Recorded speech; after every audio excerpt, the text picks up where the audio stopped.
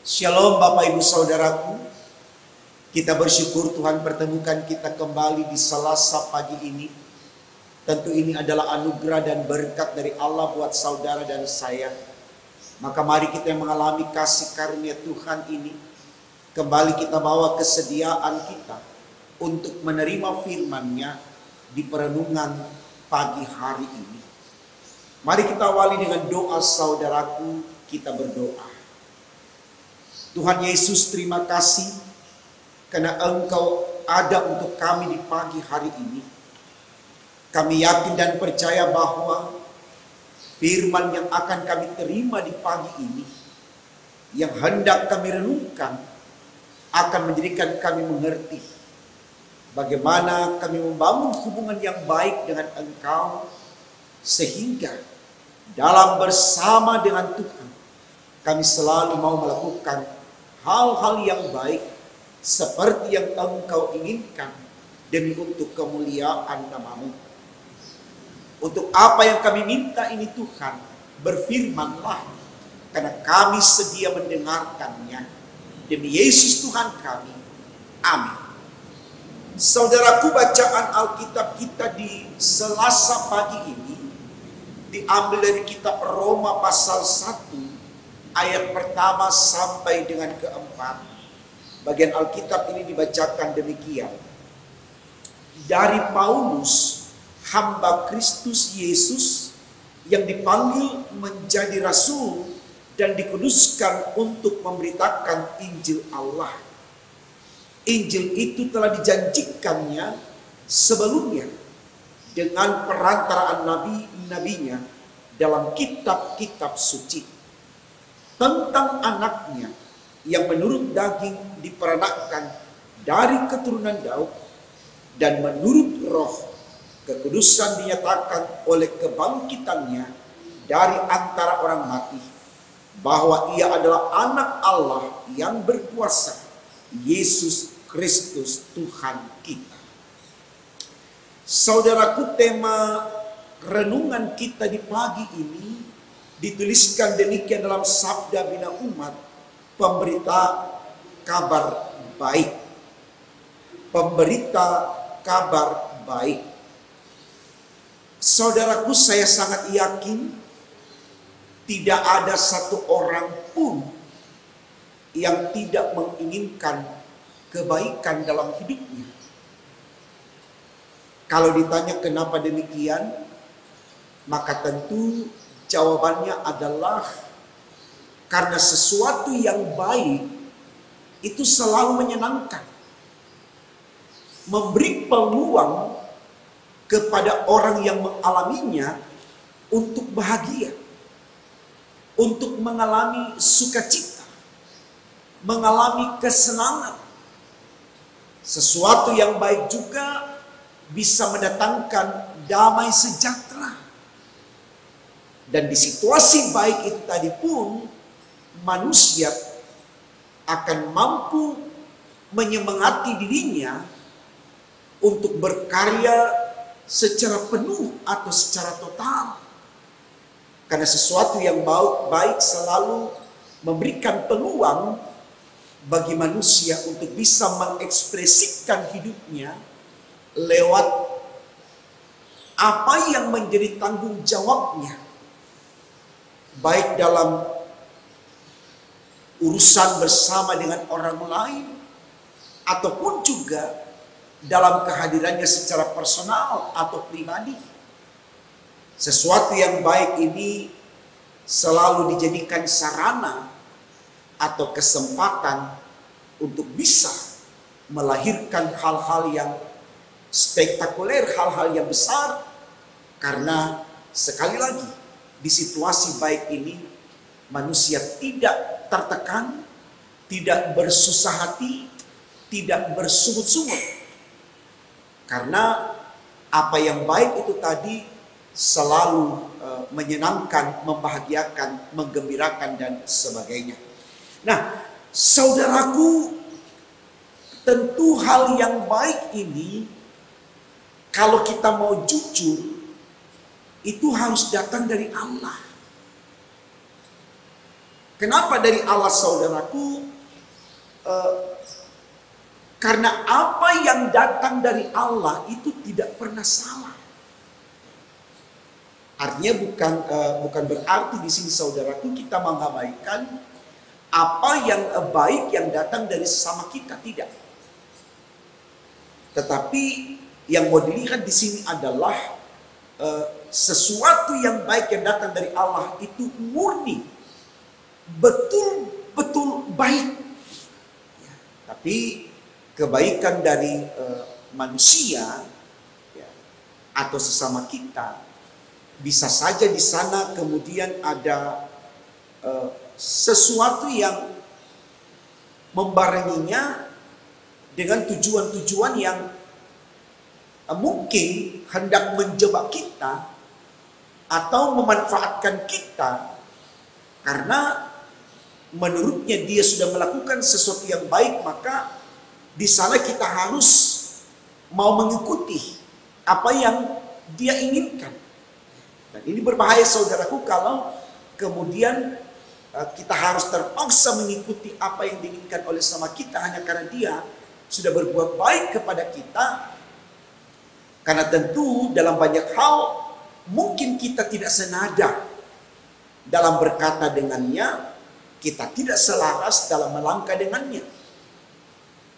Karena tujuan hidup kita yang biasa kita sebut dengan visi dan misi kita itu belum tentu sama dengan apa yang dia pikirkan. Tetapi kalau sekali lagi kalau berbicara tentang Allah yang baik, maka di sana saudaraku tidak pernah berbenturan dengan harapan-harapan kita. Karena kebaikan-kebaikan yang diinginkan Allah itu selalu baik untuk kita, untuk diteladani, untuk dilakukan. Karena kebaikan yang diberikan oleh Allah selalu mengarahkan kita kepada kehidupan yang kekal. Jadi ini baik saudaraku untuk kita renungkan.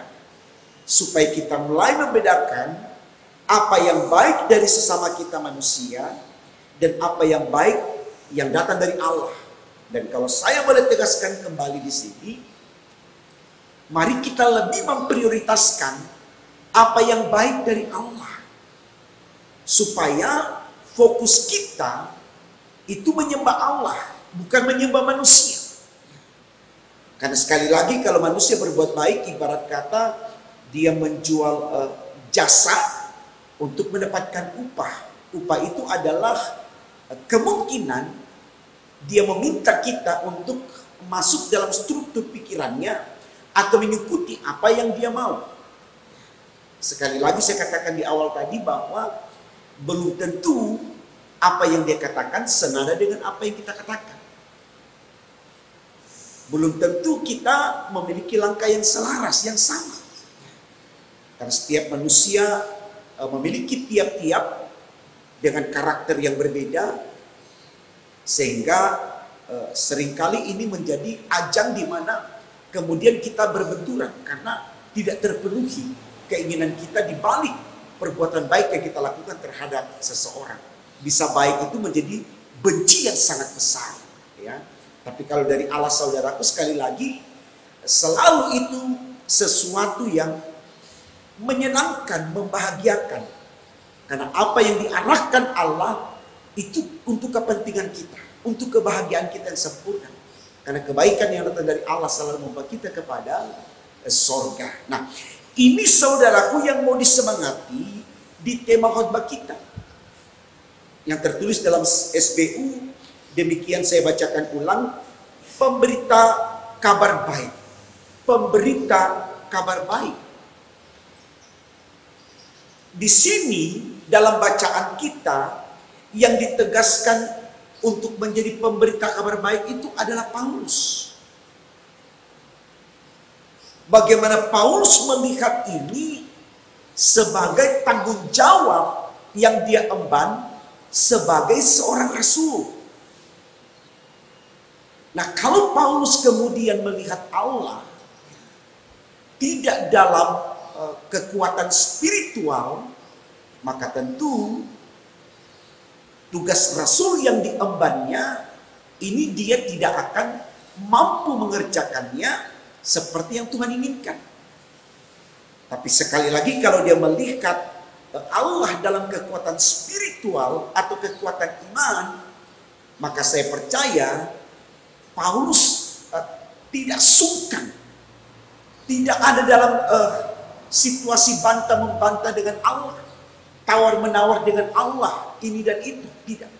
Tapi di totalitas dirinya, di kehidupan yang dia lakoni atau dia perankan, betul-betul dia bersedia menjadi pemberita kabar baik. Karena dia tahu apa yang diminta oleh Allah kepadanya untuk menjadi pemberita kabar baik, itu tidak salah. Nah, sehingga saudaraku, ini juga baik menjadi perenungan buat saya dan saudara. Karena kalau kita mau jujur, ketika saya dan Bapak Ibu menyebut diri kita ini gereja, atau orang Kristen, atau orang percaya, maka perintah Allah untuk menjadi pemberita kabar baik bukan saja ditujukan kepada Paulus, tapi juga kepada saya dan Bapak Ibu. Nah, harapannya saudaraku, kita bersikap seperti Paulus, tidak memberontak atas panggilan Allah untuk menjadi pemberita kabar baik, tidak tawar-menawar, tidak mengedepankan kepentingan dan keinginannya, tunggu dulu Tuhan, saya harus kerjakan ini dulu, sabar ya Tuhan, tidak. Tapi betul-betul dia langsung ambil langkah nyata, dia action untuk melakukan itu. Dia meninggalkan Saulus dan dia bersedia menjadi Paulus. Ya. Sekali lagi, dan itu dia buktikan di totalitas hidupnya. Kalau kita lihat dalam Filipi 1 ayat 21, Paulus katakan di sana, hidupku adalah Kristus, supaya matiku ada keuntungan.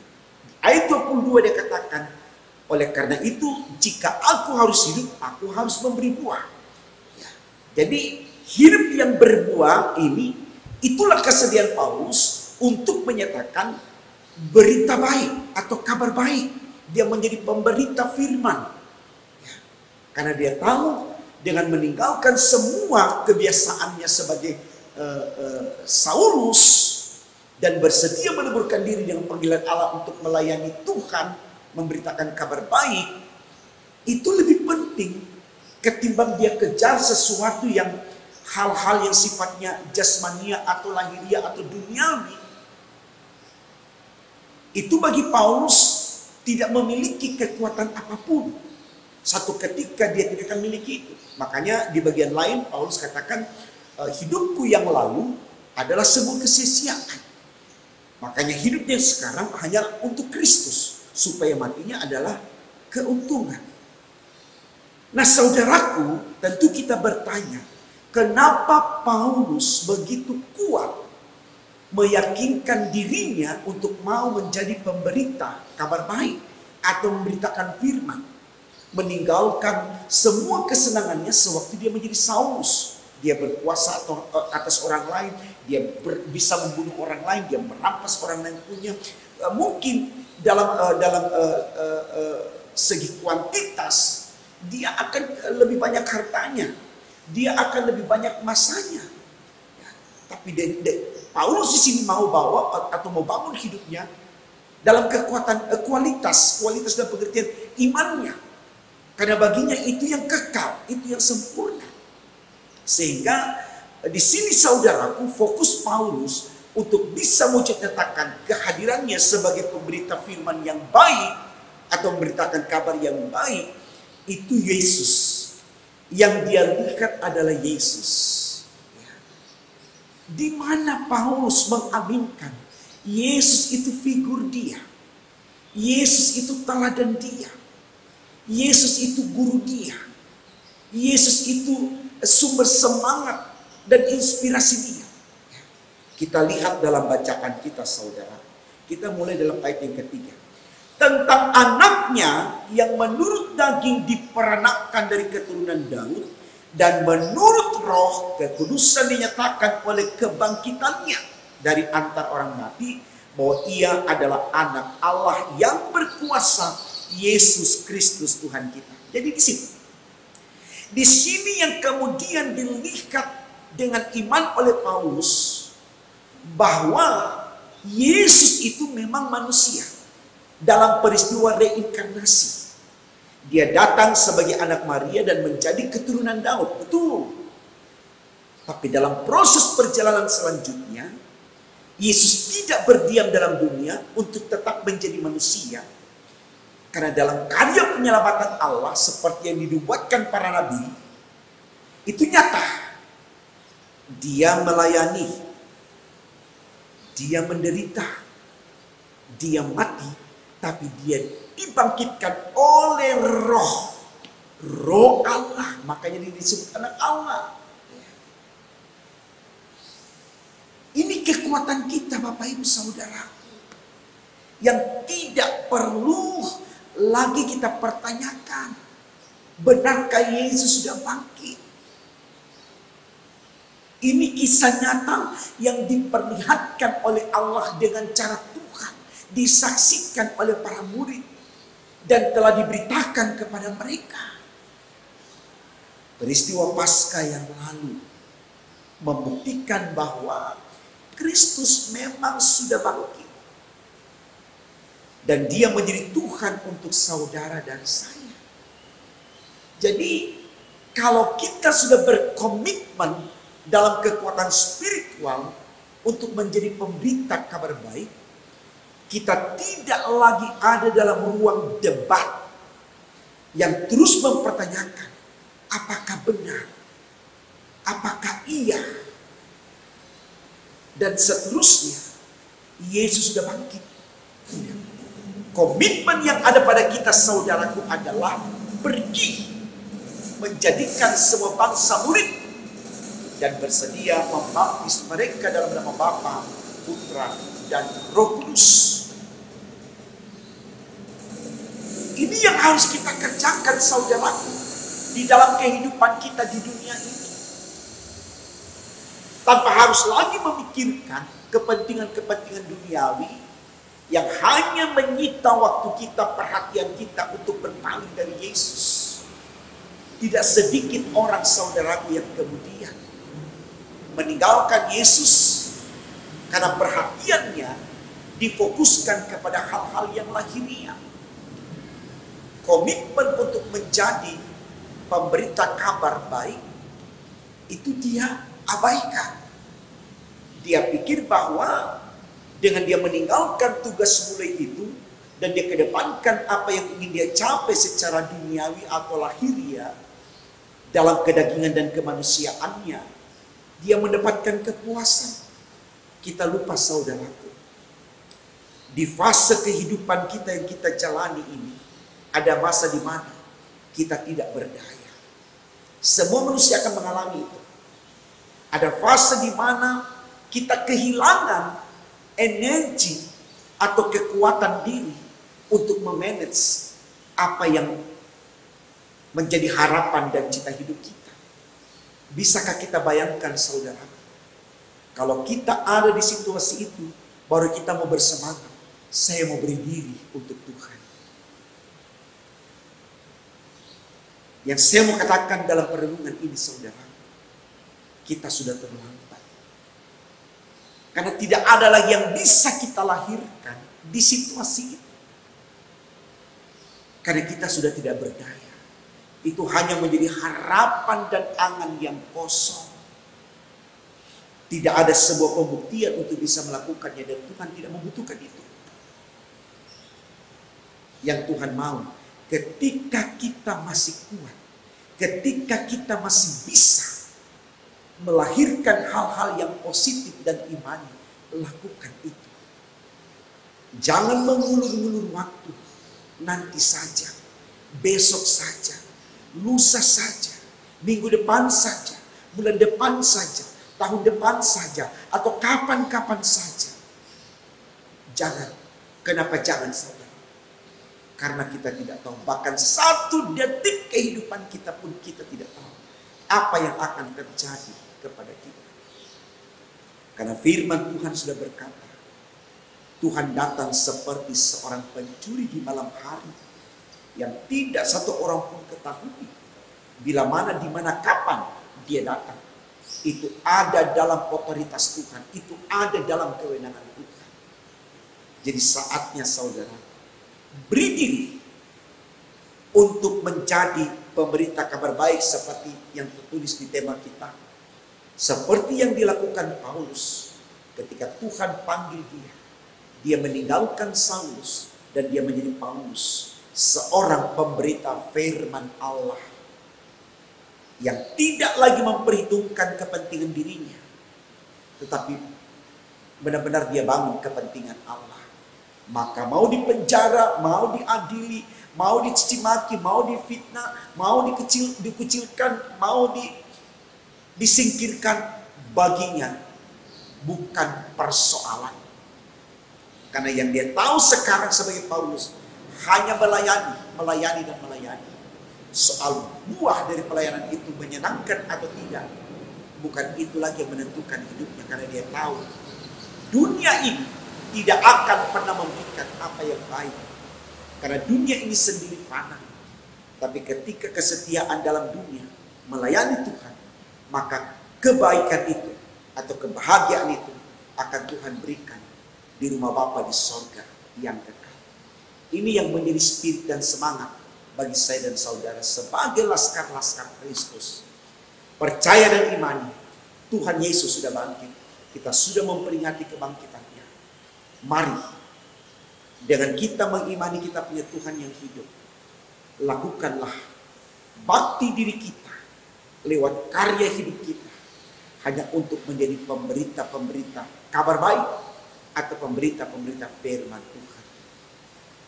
Dan semua itu sekali lagi akan menjadi berkat buat saya dan saudara. Semangat untuk itu saudara. Dengan pertama-tama sadarilah, jauhkan dari iri, jauhkan dari dengki, jauhkan dari dendam, jauhkan dari persaingan yang jahat, jauhkan diri dari rancangan-rancangan untuk menjahati orang. Jauhkan semua itu daripada kita.